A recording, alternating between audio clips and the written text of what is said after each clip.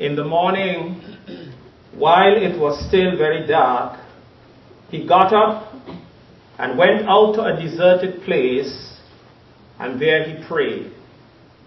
There he prayed. Mark 1:35. Mark, in this account, gives us a glimpse into a day in Jesus' life. Jesus went from the synagogue to Simon and Andrew's house, where he healed Simon's mother-in-law, who was sick with a fever. That same evening at sundown, they brought to him all who were sick or possessed with demons.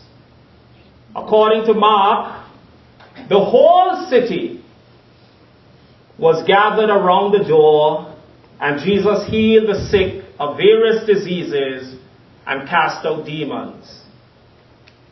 One thing is clear when we think about Mark's description of this day in Jesus' life.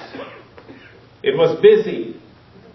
It was hectic from sunrise to sundown.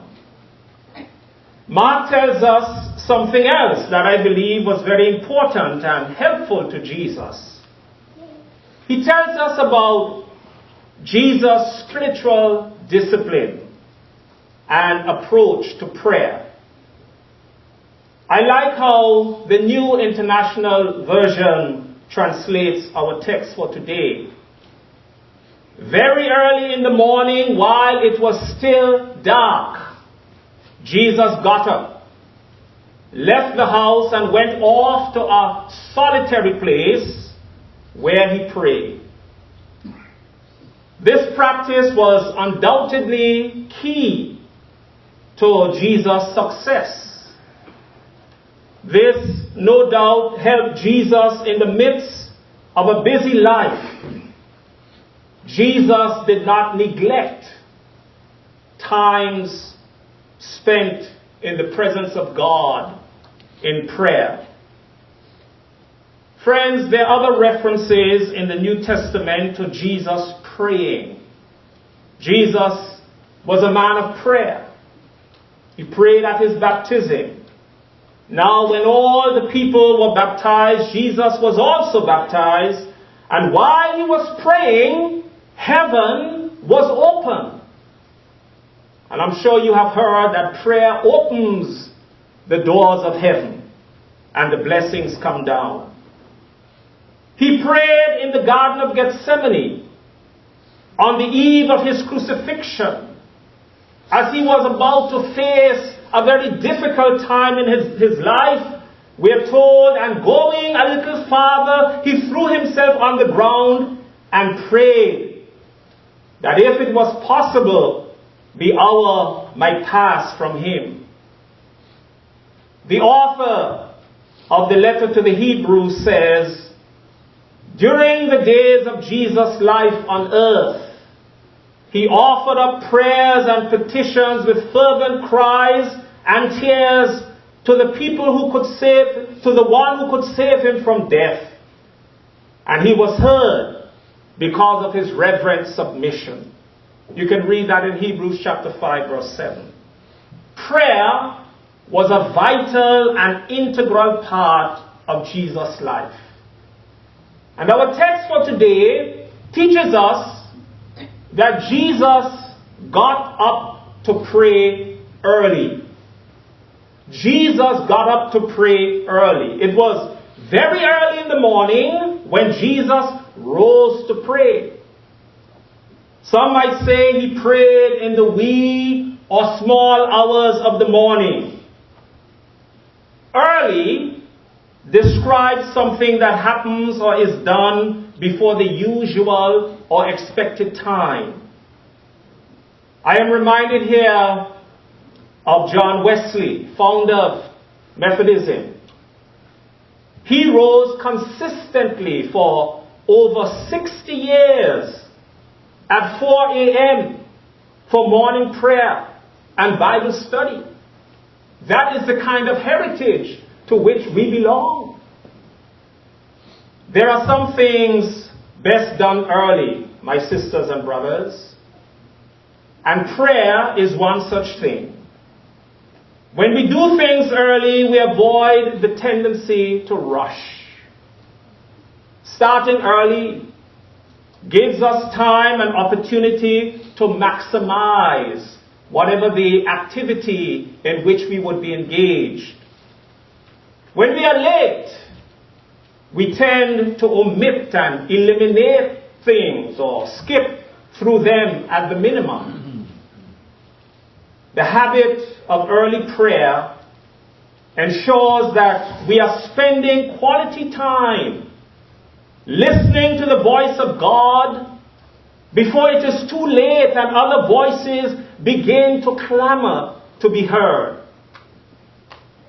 While Mark highlights Jesus' practice of rising very early in the morning to pray, I believe it is worth considering how we might apply the idea or the concept of doing things early to our children. As parents, we are interested in our children's physical and social development.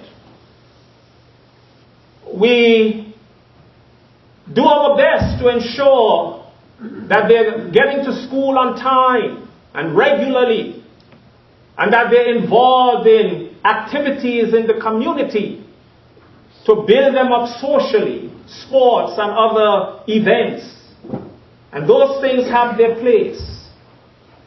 But as part of our parenting or grandparenting, we must not neglect our children's or grandchildren's spiritual development, which involves teaching them early to pray. While they are young, impressionable, open to training, instruction, or coaching, while they are forming habits, teach them the importance of prayer and encourage them to make prayer a habit. Make a habit of praying. The other thing I see in this text today, my sisters and brothers, is that Jesus gave prayer priority. We can say that Jesus' first action in the day was to pray. According to Mark, before Jesus did anything else, he spent time in prayer. As we have seen, Jesus was a busy teacher and healer. I'm sure each day he had a long to-do list. But at the top of that list, in the first place, was prayer. In his book, The 7 Habits of Highly Effective People, Stephen R. Covey lists the third habit as put first things first. While Covey's book is not a book about prayer, the concept of putting first things first can be applied to prayer. And I believe that as far as Jesus was concerned, that was the first thing. That was the first item on his daily agenda. Before anything else cluttered his life or got in the way, Jesus prayed. My friends, I'm sure you know it is very easy to become busy. Look at the reading for today. As early as Jesus began his day, Simon and his companions were out searching for him. And when they found him, they said, "Everyone is looking for you." And sometimes that's the way it feels. Like so many demands are being placed on us. Everyone is looking for you. Let me say this, friends. it can be very tempting to think that one is so important or indispensable, or that all the other things that fill one's schedule are so important that they cannot be neglected or put off. That sometimes we put off the thing that is most important, the thing that should always come first, and that is spending quality time with God in prayer, seeking God's direction for our life. So I encourage you, my sisters and brothers, to begin whatever you do with prayer. Pray at the beginning of meetings.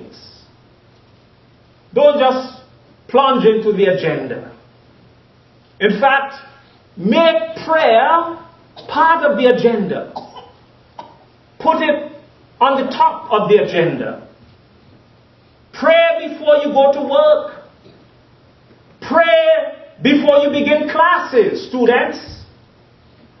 Pray before you make a decision. Begin before anything else, my sisters and brothers. Pray. Pray. Jesus made prayer a priority. Teaching and healing were important aspects of his work, but prayer preceded these. Prayer came before these. As Oswald Chambers wrote, prayer does not fit us for the greater work. Prayer is the greater work. That is what prayer is. The greater work. It doesn't just fit us for that, fit us for something. But prayer is the very essence of our life as Christians. There are some things that come before others, my friends, and prayer is one such thing. So in deciding what is important, I say to you today, my dear friends, remember the place of prayer. Like Jesus, make it your number one priority. Make it the most important thing, the most important activity in which you engage.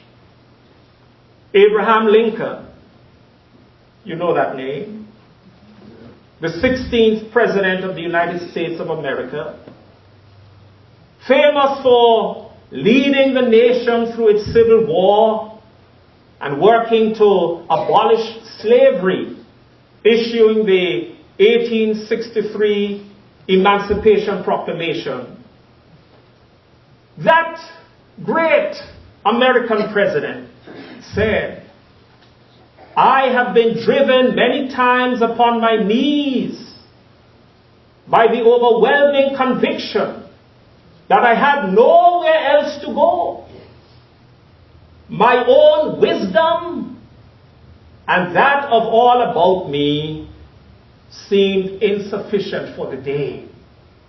End of quote. That was Abraham Lincoln, a great United States president.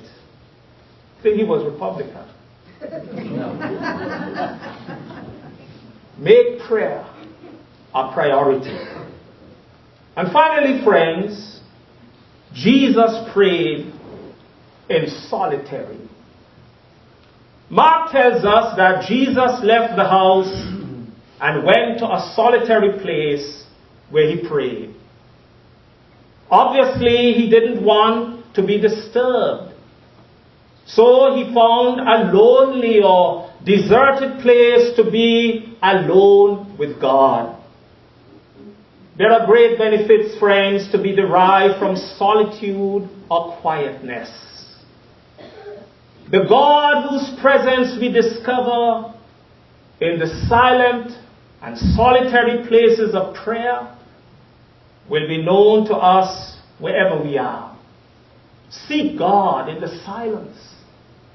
Seek God in solitary places, and you will know God's presence wherever you go. Jesus went to a solitary place where he prayed. Friends, there is so much noise and and commotion in the world that hearing and listening to God can be difficult at times. Sadly, an increasing number of people are not hearing that still small voice about which we sang in our opening hymn. That still small voice of God. They're not hearing because of the deafening din and the distractions in the world. So we can learn from Jesus the importance of finding a quiet place where we can be near to the heart of God. And God can speak to us spirit to spirit, soul to soul. Jesus teaches us here, my friends, the importance of coming apart from the hustle and bustle and the maddening rush of our time, so that we can spend quality moments in the presence of God and draw strength from God's power. And I pray, my friends, for those of you who come here, for those of you who might be listening to our web ministry, that coming to this place or listening to this ministry will provide something of an escape from the noises, and we will find here and through this ministry the peace, the stillness, the calm, and the strength needed for a wholesome and powerful life. In the name of the Father, the Son, and the Holy Spirit. Amen.